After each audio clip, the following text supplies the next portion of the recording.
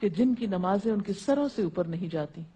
ایک وہ غلام جو اپنے آقا سے بھاگ جائے جب تک کہ واپس نہ آئے، اور دوسرے وہ بیوی جو اپنے شوہر کی نافرمانی کرے جب تک کہ نافرمانی سے باز نہ آ جائے.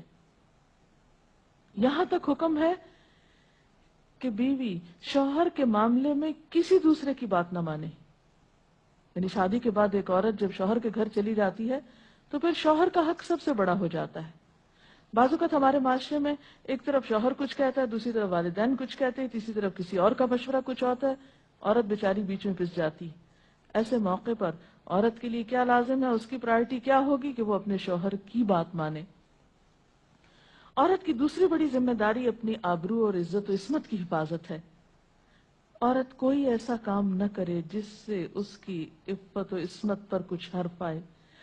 ازدواجی زندگی کی خوشی کا راز باہم ایک دوسرے پر اعتماد ہے.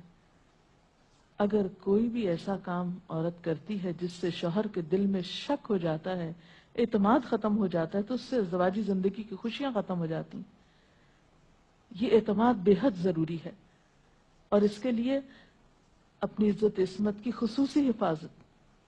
نبی صلی اللہ علیہ وسلم نے فرمایا، عورت جب 5 وقت کی نماز پڑھے، اپنی آبرو کی حفاظت کرے، اپنے شوہر کی فرما بردار رہے، تو وہ جنت کے جس دروازے سے چاہے داخل ہو جائے.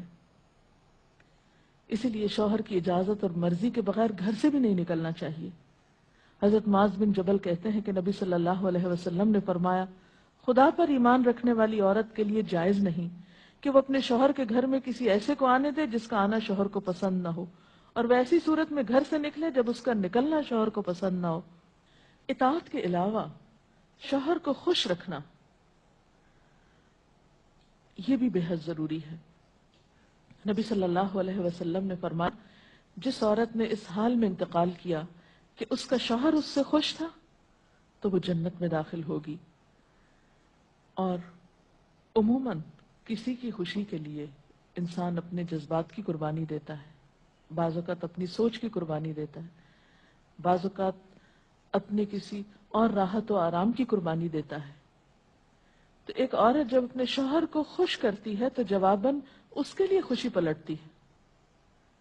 اس لیے گھریلو زندگی کی خوشی کا انحصار اسی بات پر ہے کہ دونوں ایک دوسرے کے لیے قربانی کے جذبات رکھتے ہوں، ایک دوسرے کے لیے رحمت اور ایک دوسرے کے لیے مودت کا ذریعہ ہوں. جیسا کہ قرآن پاک میں شادی کا مقصد ہی یہ بتایا گیا کہ دونوں کے درمیان باہم مودت اور رحمت کے جذبات ہوں، ایک دوسرے کے لیے سکون کا باعث ہوں، تاکہ انسانی زندگی بہترین طریقے پر رواں دواں رہے. اسی طرح شوہر سے محبت کا اظہار کرنا، اس کے ساتھ وفادار رہنا، اس کا احسان ماننا، یہ بھی بے حد ضروری ہے.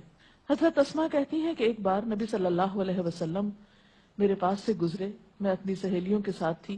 آپ نے ہمیں سلام کیا اور ارشاد فرمایا، تم پر جن کا احسان ہے ان کی ناشکری سے بچو.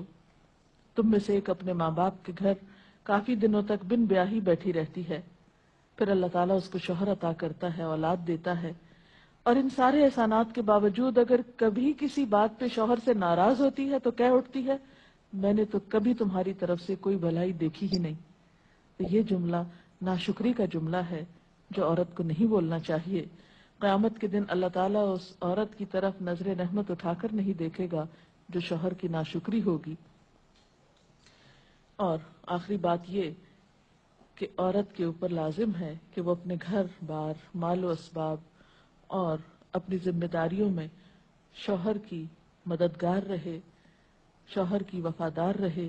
آپ صلی اللہ علیہ وسلم نے فرمایا، قریش کی عورتیں کتنی اچھی عورتیں ہیں جو بچوں پہ بہت مہربان اور شوہر کے گھر بار کی حفاظت کرنے والی ہیں. آپ صلی اللہ علیہ وسلم نے ایک اچھی عورت کی خوبیاں بیان کرتے ہوئے فرمایا، مومن کے لیے خوف خدا کے بعد سب سے مفید اور باعث خیر نعمت نیک بیوی ہے. اور نیک بیوی کون؟ جب وہ شوہر اسے کسی کام کے لیے کہے تو خوشی سے کر دے، جب اس پہ نگاہ ڈالے تو اسے خوش کر دے، جب اس کے بھروسے پہ قسم کھائے تو وہ اس کی قسم پوری کر دے، جب وہ کہیں چلا جائے تو اس کے پیچھے اپنی عزت و آبرو کی حفاظت کرے، اور شوہر کے مال و اسباب کی اور ان سب چیزوں کی نگرانی میں شوہر کی خیر خواہ اور وفادار رہے. اور اس کے ساتھ ساتھ اپنی صفائی، زیبائش اور سلیقہ مندی کا بھی ثبوت دے۔ اس سلسلے میں اگر آپ کے ذہن میں مزید کچھ سوالات ہوں تو آپ کر سکتے ہیں۔ اگر والدین اور شوہر دونوں میں سے کسی ایک کی بات ماننے کا جیسے وقت ہو تو پھر کس کی بات پہلے مانی چاہیے؟ شادی کے بعد شوہر کی بات ماننا زیادہ ضروری ہے بنسبت کسی اور کے، کیونکہ واضح طور پر آتا ہے کہ عورت شوہر کے معاملے میں کسی دوسرے کی بات نہ مانے۔ اگر